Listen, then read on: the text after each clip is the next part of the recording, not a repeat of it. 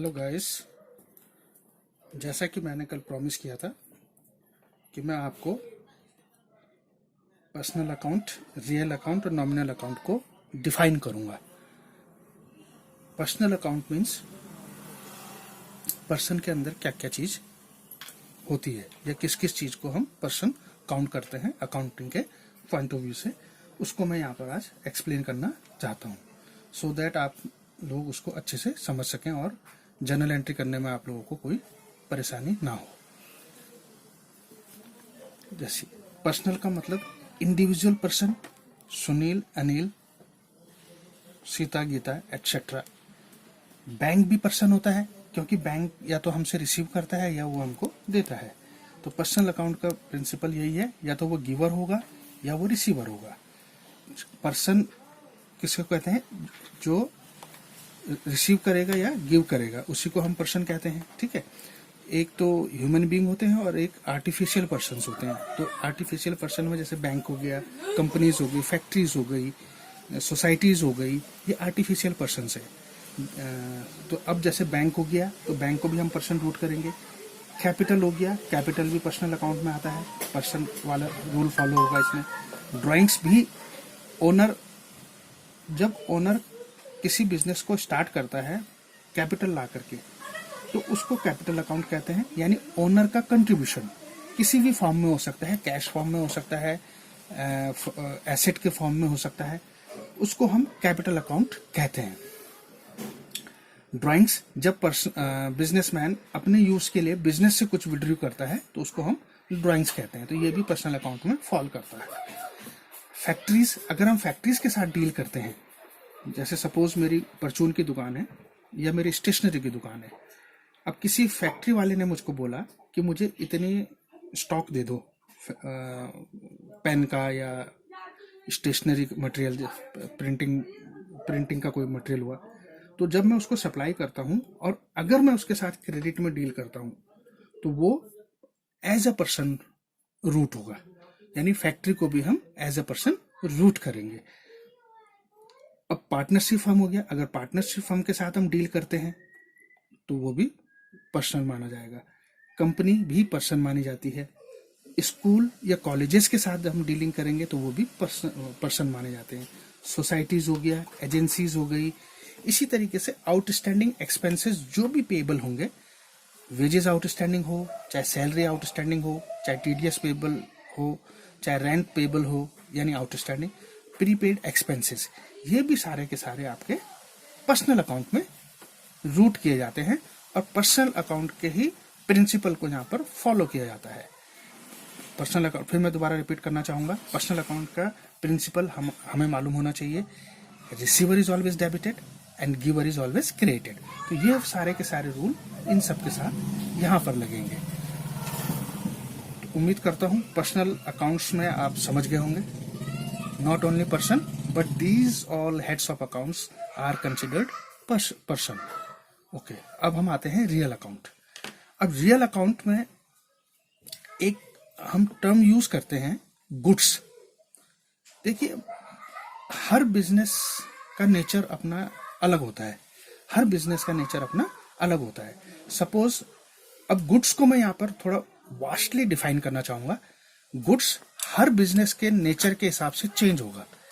जैसे अगर कोई मिल्कमैन है जो दूध की सप्लाई करता है तो उसके लिए मिल्क जो है वो एक गुड्स है, उसको हम मिल्क नहीं लिखेंगे क्योंकि वो उस मिल्क को इसलिए खरीदता है सो दैट उसको वो बेच करके कुछ अर्न कर सके, यानी बेचने के पॉइंट ऑफ व्यू से वो उसको खरीदता है। ऐसे कोई स्टेशनरी वाला हो गया तो स्टेशनरी वाले के लिए पेन हो गया, कॉपी हो गया, आपका मार्कर हो गए, स्टेपलर हो गया, ये सारी के सारे आइटम्स, फाइल्स हो गई, ये सारी के सारे आइटम उसके लिए क्या है, गुड्स में काउंट होंगे क्योंकि वो इनको इसलिए खरीदता है कि वो इनको आगे बेच सके। तो जिस चीज में हम डील करते हैं, जिन आइटम्स में हम डील करते हैं उनको हम क्या कहते हैं, गुड्स टर्म यूज करते हैं या परचेजेस कहते हैं एडवांस स्टेप में। ठीक है, तो अभी हम गुड्स को मैं डिफाइन करना चाह रहा हूं। ऐसे ही अगर कोई सब्जी वाला है तो वो अगर सब्जी खरीद रहा है तो सब्जी उसके लिए गुड्स मानी जाएगी। ठीक, अच्छा, परचून वाला है तो परचून वाले के लिए दाल, चीनी, चावल, जो भी ग्रोसरी का सामान होता है वो सारे के सारे गुड्स माने जाएंगे। फर्नीचर वाला है जो फर्नीचर बनाता है और बेचता है, तो फर्नीचर के जितने भी आइटम होंगे बेशक वो ड्यूरेबल होते हैं, बट वो उनको क्यों बना रहा है या क्यों खरीद रहा है, उनको उनको वो इसलिए खरीद रहा है कि उनसे वो आगे प्रॉफिट अर्न करेगा और उनको वो आगे बेचेगा।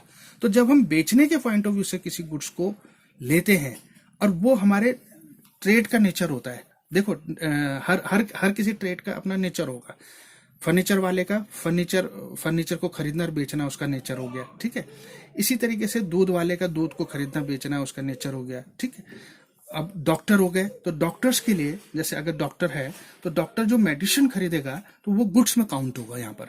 क्यों? क्योंकि गुड्स वो इसको इसलिए खरीद रहा है कि इसको वो आगे पेशेंट को देगा और उससे वो कुछ ना कुछ अर्न करेगा। तो ये हो गया, सिरिंज हो गई, ग्लव्स हो गए, ये सारे के सारे आइटम उसके लिए।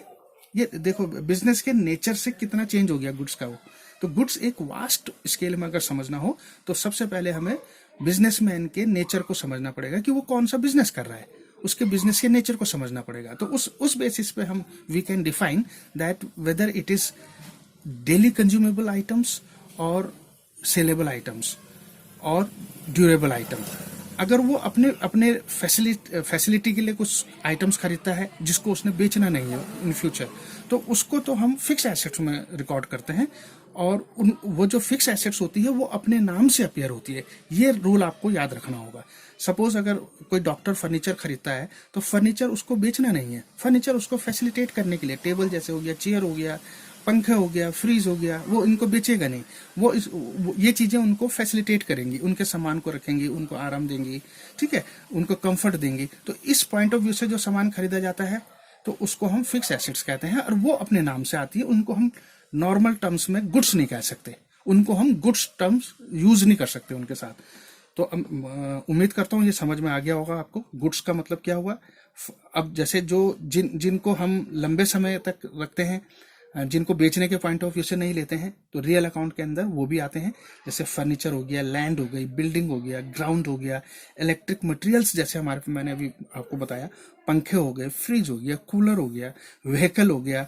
अगर हमने किसी उसमें इन्वेस्ट करा हुआ है पैसा तो वो भी हमारी एसेट हो गई, जैसे एफडीआर में किया हुआ है, शेयर्स में किया हुआ है।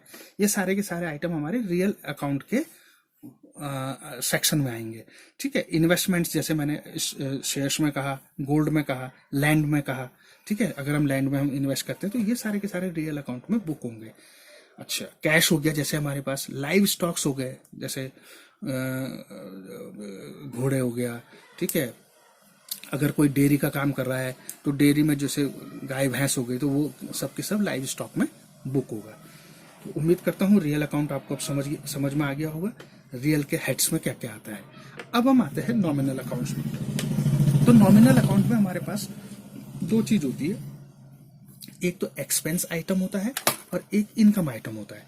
तो एक्सपेंस आइटम में अब एक्सपेंस का मतलब देखिए, एक्सपेंस वो होता है जो हम पे करते हैं सर्विस के फॉर्म में, उससे हमें सर्विस मिलती है, ठीक है।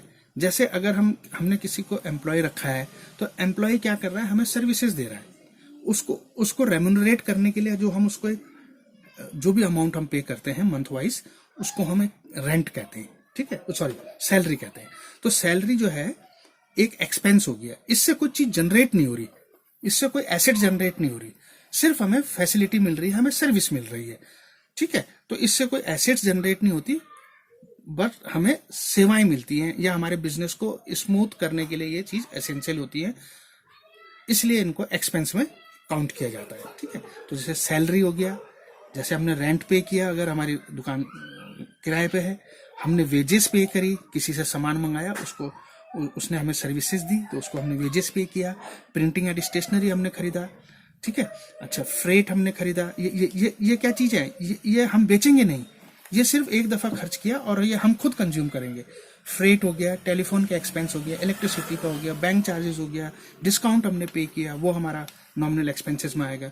बैड डेट्स हमारे हो गए, इंटरेस्ट ऑन लोन, अगर हमने लोन लिया हुआ है, interest on capital, suppose interest on capital हुआ तो ये भी हमारा इंटरेस्ट ऑन कैपिटल, ये भी हमारा लॉस हो गया, ठीक है, एक्सपेंस हो गया। तो बिजनेस का एक्सपेंस हुआ, तो बिजनेस के पॉइंट ऑफ व्यू से ये सारे एक्सपेंस होंगे। और जैसा कि हम जानते हैं नॉमिनल अकाउंट में सारे एक्सपेंसेस को हम डेबिट करते हैं, तो ये सारे के सारे डेबिट होंगे, ठीक है। अब हमारे पास आता है इनकम। इनकम क्या होता है? इनकम हमारी नॉमिनल अकाउंट में के उसके हिसाब से जो क्रेडिट साइड को बिलोंग करता है, एक्सपेंस तो डेबिट को बिलोंग करता है और इनकम हमारी क्रेडिट साइड को बिलोंग करती है, तभी नॉमिनल अकाउंट की एक कंप्लीट एंट्री पास होगी, डेबिट एंड क्रेडिट। तो अब इनकम में हमारे पास जैसे हम सेल करते हैं, तो सेल हमारी एक इनकम का सोर्स हो गया।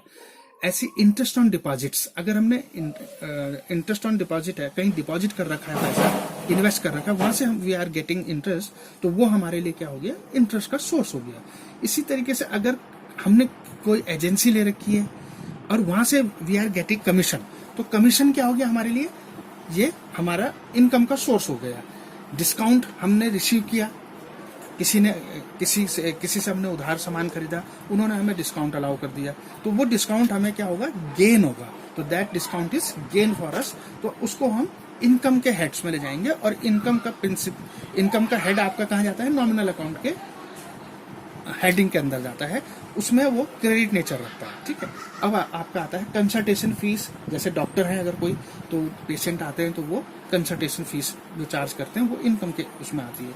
या लॉयर से कोई कंसल्टेशन लेता है तो वो जो चार्जेस हम उनको पे करते हैं, तो लॉयर के लिए वो कंसल्टेशन फीस क्या हो गई? इनकम का सोर्स हो गया, ठीक है। प्रोफेशनल फीस, अगर सीए के पास हम जाते हैं, तो प्रोफेशनल इनकम टैक्स लॉयर के पास अगर हम जाते हैं, तो वो जो अपने प्रोफेशन की जो हमसे फीस चार्ज करते हैं, वो हमारा क्या होगा?